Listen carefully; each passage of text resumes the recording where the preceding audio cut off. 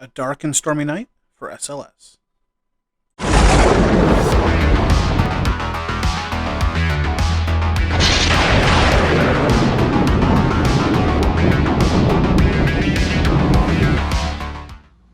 Hey friends, it's Dan, and we're taking space by storm.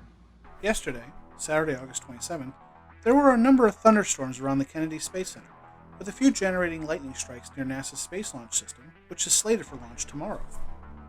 And the storms kept coming, with lightning continuing to hit around the NASA site through the late evening.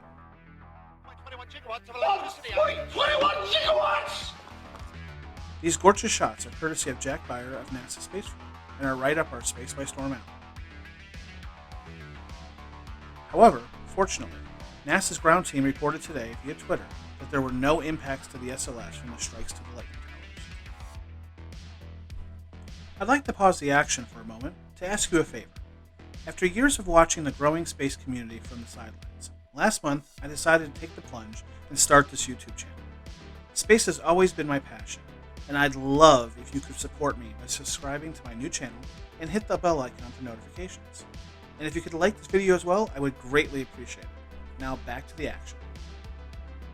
Lightning and thunderstorms weren't the only bad weather around the Kennedy Space Center.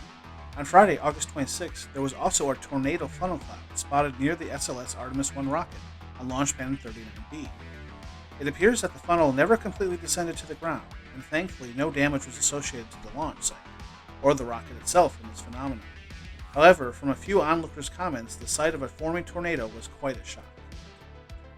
In fact, dealing with severe weather that can produce lightning strikes has been part of NASA's plan from the beginning. After all, Florida is called the lightning capital of the U.S. for a good reason.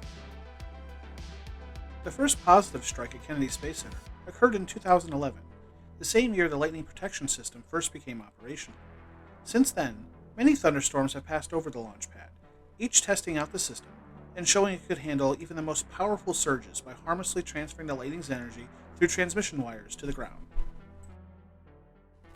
Lightning protection systems are so good that they developed their own cult following in the space community, as demonstrated on NASA Spaceflight's merch store.